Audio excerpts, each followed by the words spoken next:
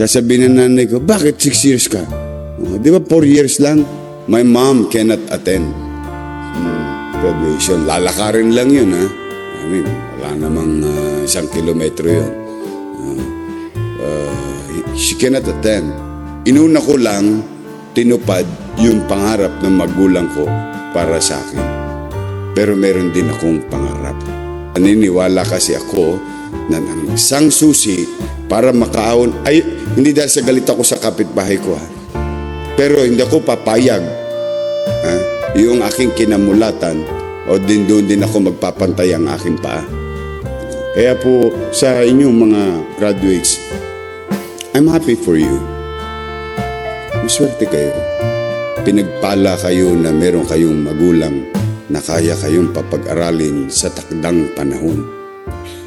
Minsan sa buhay natin, hindi natin nabibigyan ng pagpapalaga yung mga nakakamit natin. Kaya kung hindi man kalabisan sa inyo, stand up. Graduates, and look at your parents. Nay, Tay, maraming salamat po.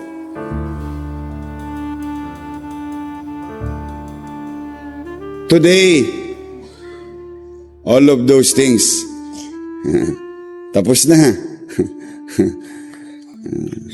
Tapos na lahat ang hinagpis mo sa buhay.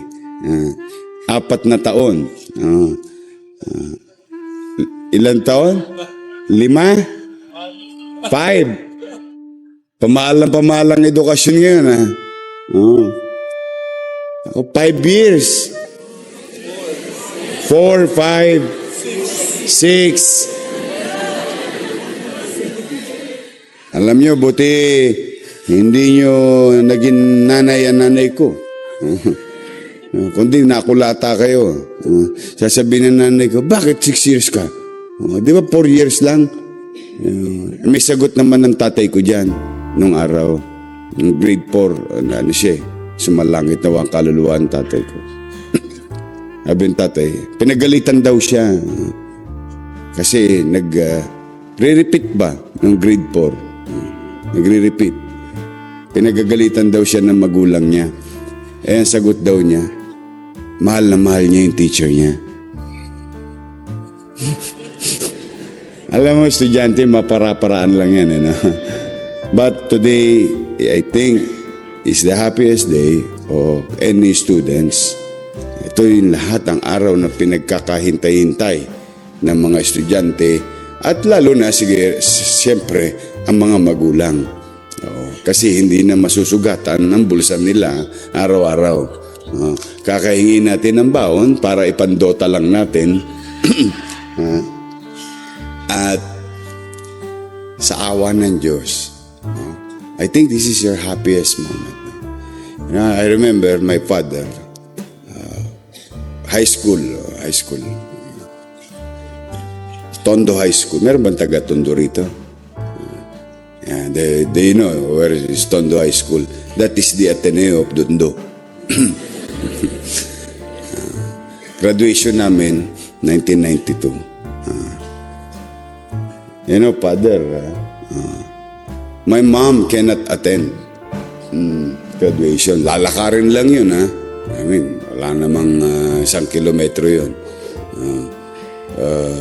She cannot attend simply because wala siyang damit. Yung kaisa-isa niyang damit na isanla pa niya. Nasasanla yung bestida nung, they call it bestida. Yung umatel lang yung tatay ko. Sa bandang kaliwa ng stage, no? I remember that day, I fulfilled my mom's yung pangarap ng nanay ko. That day, alam niyo bakit? Mataas po ang pangarap ng nanay ko sa akin. Ako daw ay dapat matapos ng high school.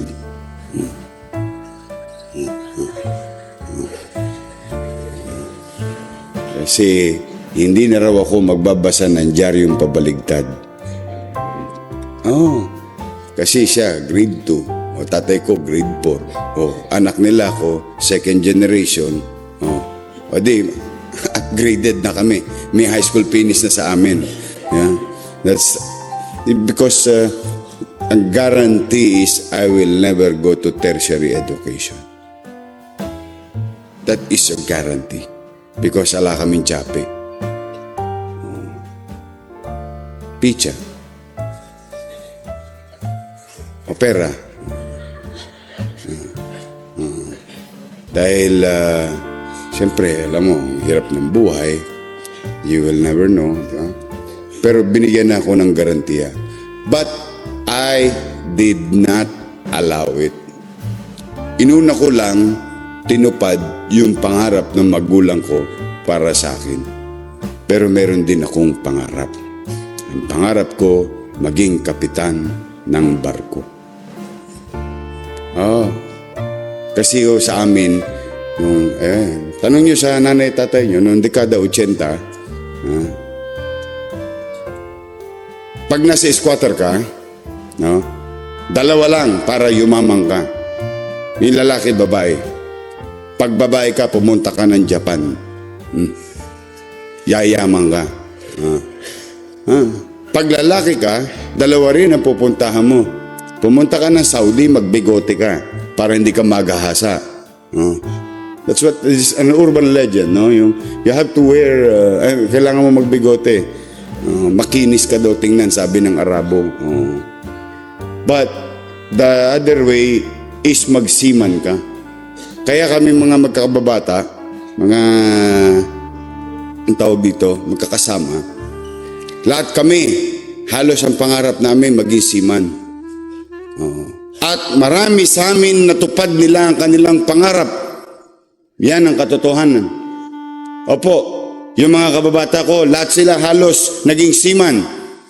Seaman durukot nga lang.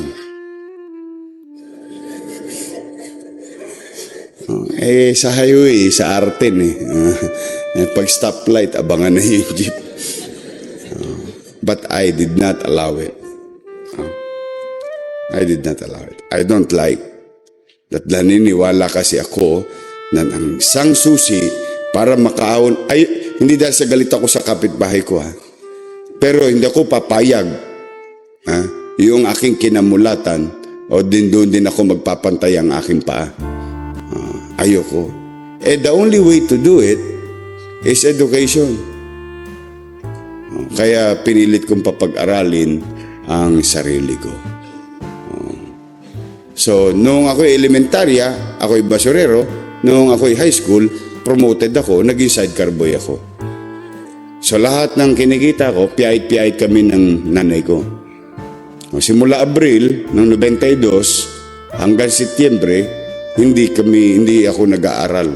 Graduate ako 92 So, papasok lang ako Oktubre. Yung kalahati sa nanay ko, yung kalahati sa akin. Nakapandiin ako noon. Alam niyo yung midshipman, BSMT. Ako po, dyan po ako nag-aaral sa PMI, sa may Santa Cruz, para lang malapit sa ilog. Katabi ho ng ilog yun, Philippine Maritime Institute, PMI. So, kagustuhan ko talaga, and I'm a believer of what you have achieved today. Kasi yun lang edukasyon. Okay. Why am I telling you that? Well, some may say, well, hindi ko mo nag-aral ka, magtatagumpay ka na. That is true. Tama? O kita ninyo ako, high school finish lang, naging mayor pa. Di ba? Pwede. Posible. But, that is not the question. The question is, anong kinabukasan meron ka ang isang batang hindi nakapag-aral? Anong kinabukasan meron ang isang batang nakapag-aral? Alam niyo ano meron? Probability. At the very least, probability. mas mataas ang probability na merong matutunguhan na maayos na buhay ang batang nakapag-aral kaysa naman sa hindi nakapag-aral. Unless, kung gusto mo magtagumpay, kahit hindi ka nakapag-aral, kailangan artistahin ka rin.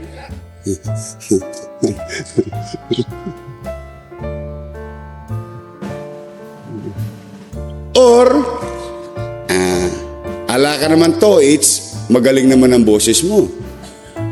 Audition ka lang. Or wala ka na TOEIC, wala ka pa TOEIC, komedyante ka, pwede ka pa rin.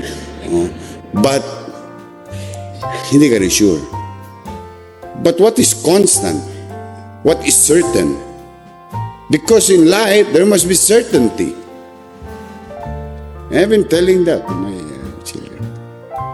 Certain is, mag-umpisa ka, ikay, may kapanatagan ka na 15 at 30, meron ka ng kahit pa paano masasabi na mapaghaharimunan mo. Di ho ba? Dahil ikay nakapag-aral. Dahil ikay nakapag-aral, mas malaki ang tsansa mo na magkaroon at itaguyod ang iyong sarili sa realidad ng lipunan. Yun po. Kaya, that's how, if you're going to value what you have just received today. And I think, I will see you someday in a crossroad. You just tell me. You just tell me kung hindi nakatulong sa inyo ang inyong pag-aaral. Kaya po sa inyong mga graduates, I'm happy for you. Maswerte kayo. Pinagpala kayo na meron kayong magulang na kaya kayong papag-aralin sa takdang panahon. On the outside of this hall, about 2 kilometers in the west side of the city, northwest, you will see community. Same age as you.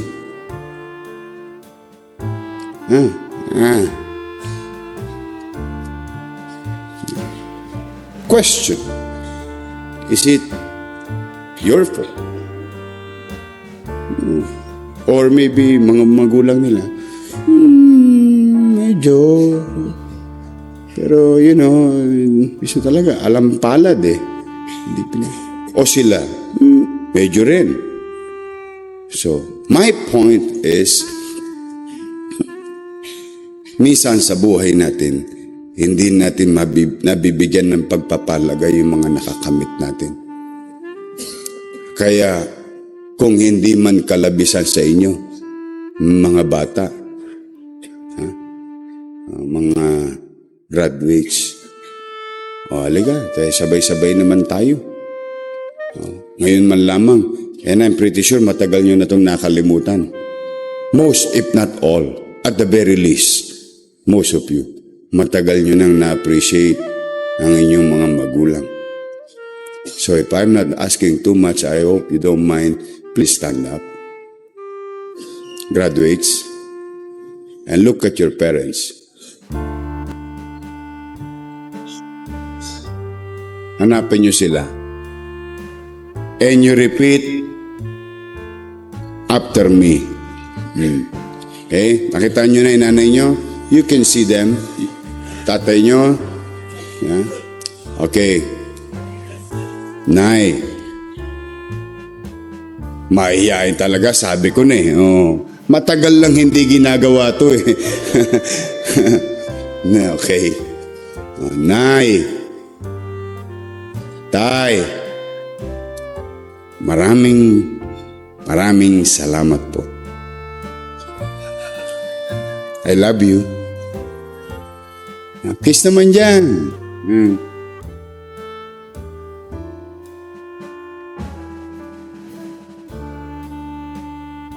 Yan. Oo. May nawala ba sa atin? Diba? Alaws naman. Ha?